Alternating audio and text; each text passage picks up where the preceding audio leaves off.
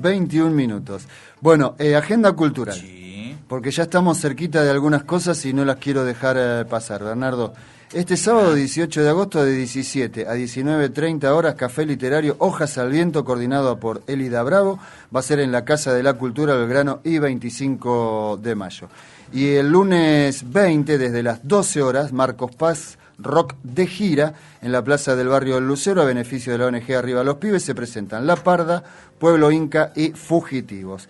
Y de cosas interesantes que se vienen, bueno, si bien esto no se va a desarrollar aquí en Marcos Paz, sí tienen a alguien como protagonista que forma, que lo consideramos parte del sistema de medios públicos de Marcos Paz. Se viene un taller de periodismo geopolítico, son 8 clases presenciales y va a iniciar el primer viernes de septiembre de 2018.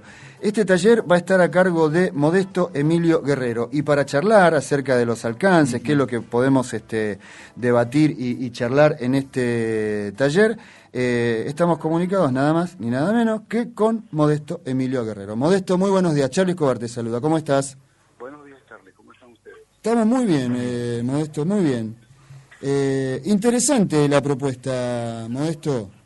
Sí, es interesante porque es innovadora. Tú sabes que uno conoce todos, incluso los legos en periodismo, que no saben nada de periodismo, saben por tradición oral que existe un periodismo cultural, un periodismo económico, un periodismo político o un periodismo deportivo. Sí. Incluso hay escuelas de periodismo que se llaman periodismo deportivo. Exacto. Pero no existe un periodismo geopolítico, lo cual es una cosa extraña, anómala en la historia del periodismo y en la historia de la teoría social en general. Bueno, yo acudo a esa necesidad, a ese vacío, y estoy construyendo lo que serían las herramientas teóricas para una disciplina. ¿Por qué se debe llamarse así? Porque lo que se conoce como lo que contenía al periodismo, a lo que yo llamo periodismo geopolítico, es lo que la gente conoce y conocemos todos como periodismo internacional, claro, o corresponsalía. Sí, sí. El corresponsal internacional que viaja y toma notas de hechos internacionales, pero no los explica en términos geopolíticos. O el corresponsal de guerra, que ya no existe, claro, porque lo eliminaron los estados y los aparatos militares, pero que cumplía ese rol porque no podía narrar o informar un conflicto sin explicar el contexto y los parámetros internacionales de ese conflicto. Esos parámetros tienen dos elementos claves, que es lo que conforman la geopolítica: el Estado como sistema político internacional, la lucha entre ellos, y el territorio. El territorio no es la tierra en sentido físico, es la propiedad de la tierra, o sea, los recursos que tiene la tierra, comenzando por la tierra misma, por el territorio. Cuando Estado y territorio se mueven, entonces nace un hecho geopolítico, nace el acontecimiento geopolítico. A eso no se han dedicado, salvo algunos periodistas, sí, sí, y algunos escritores no periodistas, como Hemingway, como García Márquez, que sí era periodista, pero es más conocido como novelista. Sí. Algunos, Pairó en Argentina, que fue a cubrir la Primera Guerra Mundial, sus informes, él hace el análisis geopolítico sin mencionarlo. La geopolítica quedó convertida en mala palabra en la Segunda Guerra Mundial, y eso es lo que hizo que fuera alejada para integrarla a la academia y fuera de la academia como una disciplina como cualquier otra. Modesto, ¿cómo estás? Te saluda Hola, Bernardo. ¿cómo estás, Bernardo? Bien, bien, bien, muy bien. No, interesantísimo, estoy viendo el temario y la verdad que dan ganas de estar, de participar. Digo, Corea, Sudán, Medio Oriente, ¿no? El Brexit, la guerra, globalización, nuevas migraciones, cambio climático. ¿Vas a poder en 8 clases hablar en profundidad de todos estos temas? En profundidad no, porque una clase va a durar 1 hora, aunque lo vamos a hacer por el interés de los participantes acá en Capital, no sé, fuera de Capital, en 2 horas por clase, o sea, 8 horas en 4 clases. Entonces, la profundidad va a depender del tiempo, como siempre, del tiempo disponible. Lo que sí es que va a haber, no un pantallazo, que eso es muy simple, un panorama, una semblanza completa de esos 8 escenarios que compone cada uno una clase.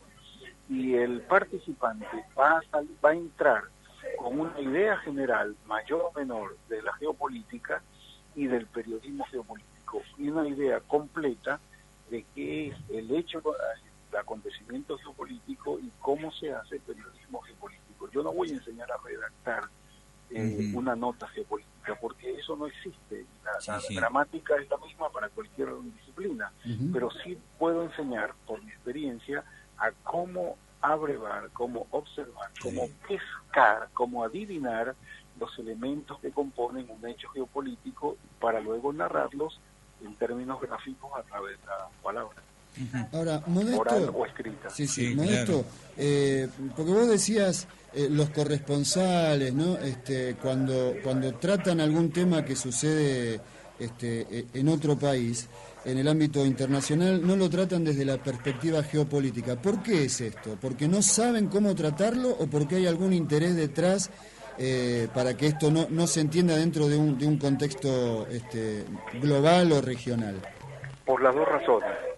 Porque no hay un aprendizaje académico o no de la geopolítica integrada al periodismo o afectada al periodismo, y dos, porque todo periodista, como todo artista, tiene una visión del mundo, tiene una formación de una visión del mundo. Entonces, cuando llega al escenario, llega ya con un filtro ideológico. Mayor o menor, bueno o malo, no importa el filtro, pero llega con un filtro. Y ese filtro es el que hace que la narración que haga, oral o escrita, tenga la carga ideológica con la que llegó. Y eso, por supuesto, es más grave cuando el que llega, los corresponsales que fueron a Irak, eran todos afectados al aparato militar norteamericano, salvo algunas muy pocas excepciones que lograron zafar y estaban recluidos en un hotel que fue bombardeado. Todos los demás informaron según el interés del aparato militar de la OTAN, ni siquiera norteamericano. Bueno, eso le daba poca credibilidad. Es tan parecido a lo que haga o escriba o diga un periodista de Clarín o Radio Mitre respecto a cualquier acontecimiento actual o anterior de Argentina, que uno tiene que tomar los datos y tomarse los recaudos para confirmar que es así o no es así.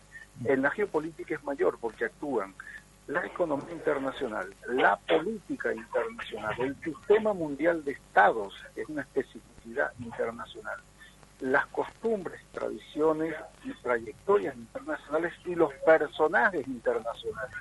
Entonces, por ejemplo, el cambio climático es un hecho natural de la climatología o es un hecho social que se involucra o se mezcla con la climatología. Bueno, es una combinación, es lo segundo. Ahora, ¿quién lo toma desde ese lado? Bueno, no, la gente cuando llega a un desastre climático, que nota la naturaleza o que nota, en algunos otros casos, la irracionalidad de las plantas atómicas en Japón que condujeron, bla, ¿me entiende?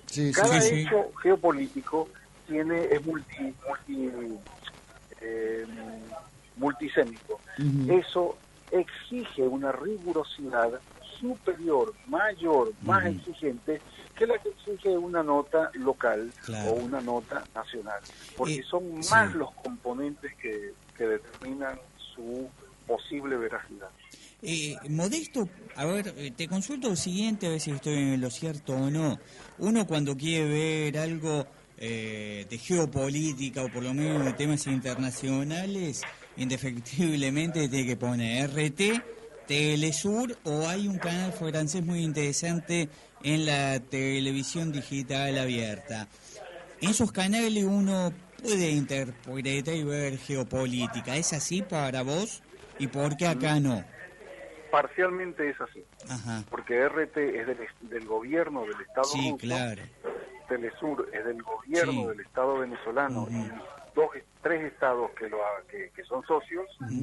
¿Y cuál fue el otro que nombraste? No, un canal francés que me parece muy interesante, que está en la televisión digital abierta. Puede ocurrir, eso puede ocurrir, no lo conozco. Sí. O no, si no me dicen el nombre no me acuerdo. No. Lo que sí sé es que Al Jazeera y unos 11 canales similares son, como Telesur y como RT, buenos en un sentido informativo. O sea, uno puede ver ahí unos planos o espacios o escenarios de información que no vas a ver en la CNN, en TN o en cualquier otro canal del establishment político económico. Claro. Eso es verdad. Entonces uno en Telesur ve manifestaciones y conflictos en Centroamérica, Caribe, América del Sur, en Medio Oriente y Europa que no ve en otros lugares. Eso es verdad. Pero también es verdad, lamentablemente, que reflejan el interés del Estado. Entonces publican o emiten informes solo de aquellos conflictos que no afectan al Estado, por ejemplo, venezolano. Y te habla un venezolano, y a mí me parece que como periodista y como persona no es correcto que el Estado venezolano oculte que los decenas de miles de migrantes que llegan a Ecuador, a Perú, en menor grado a Argentina, que llegan a otros países, Panamá por ejemplo, o Colombia, que es muy masivo, por cientos de miles, constituyen un hecho geopolítico y político y social venezolano. Eso no se puede ocultar. Aunque duela, aunque no nos guste, aunque sea malo, no importa. También el espejo refleja las verrugas.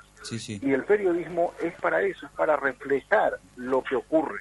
Uno además puede opinar y decir esa migración masiva que nunca ocurrió en Venezuela durante un siglo entero, tiene causas internacionales. ¿Cuál es esta? Económica, esta, política. Entonces ahí uno da la explicación editorial, pero el hecho es absolutamente independiente, no neutral, independiente de la voluntad del editor o del transmisor. Y en eso Telesur, Al Jazeera, RT, ocultan o manejan la información de manera que no quede tal cual ocurrió desde su origen. Bueno, ese tipo de periodismo no le hace bien al periodismo geopolítico o a la geopolítica o al periodismo de comprensión geopolítica, porque no le permite ver cuáles son las causas y las consecuencias del hecho que estamos mostrando. Emilio, la última de mi parte, digo, ¿y en qué periodista, además de, por supuesto, Modesto Emilio Guerrero, podemos referenciar? ¿Qué página nos podés aconsejar para ver y decir, bueno, esta página no está contaminada, este periodista tampoco? ¿Tenés algo?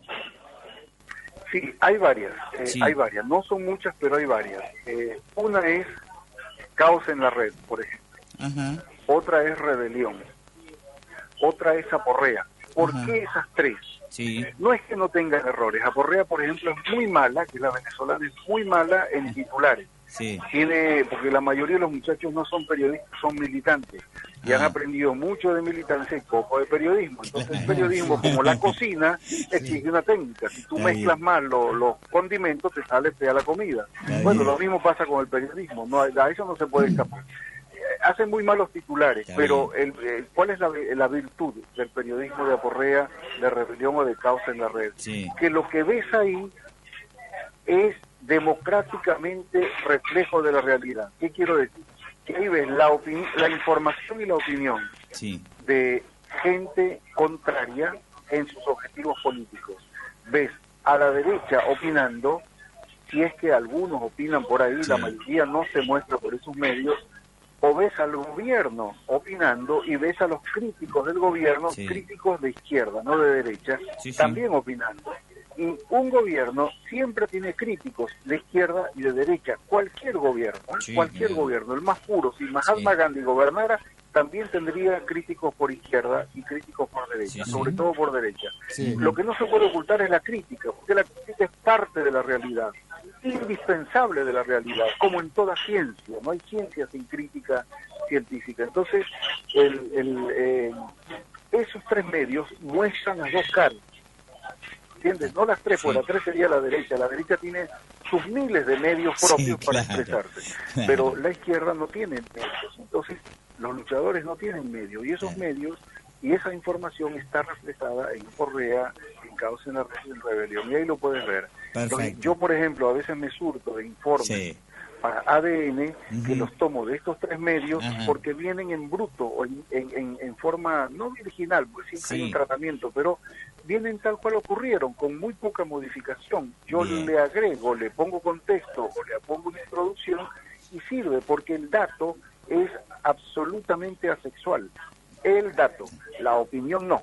El dato no tiene que ver con la voluntad o la conciencia política de cada uno.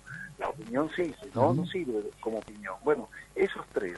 Y de periodistas, hay periodistas de derecha muy buenos que informan correctamente, y periodistas de izquierda que hacen lo mismo. De izquierda, Pedro Briller en Argentina. Sí, claro. Y de derecha, John Lee Anderson de Estados Unidos. Hay uno inglés británico que no me acuerdo ahora, pero hay periodistas que no dependen de su formación política o su opinión política o su ubicación para informar las cosas que hay que informar. Bueno, yo respondo a ese criterio de ser un hombre de izquierda y no ocultar los errores de la izquierda. Perfecto. Modesto, siempre es un gusto charlar con vos, ¿eh? Bueno, un gran abrazo. Te mandamos un abrazo grande. Modesto Emilio Guerrero, quien va a llevar adelante este taller de periodismo geopolítico y quien dirige, además, la ADN, ¿no? La agencia de noticias que depende del sistema de medios públicos. ADN, agencia.info. Ahí tenemos algunos teléfonos. Sí, tenemos, por ejemplo, un mail. M.E. Guerrero, de Modesto Emilio Guerrero, las iniciales de los nombres y el apellido, meguerrero00@gmail.com, y el celular es 15 58 12 16 87. Ahí te podés inscribir. Sale 1.000 manguitos. Tiene un 1.000 costo, pesos, por eso 8 clases, 1.000 pesos. La verdad que estamos hablando de... y vas a saber ir aprendiendo un montón. montonazo.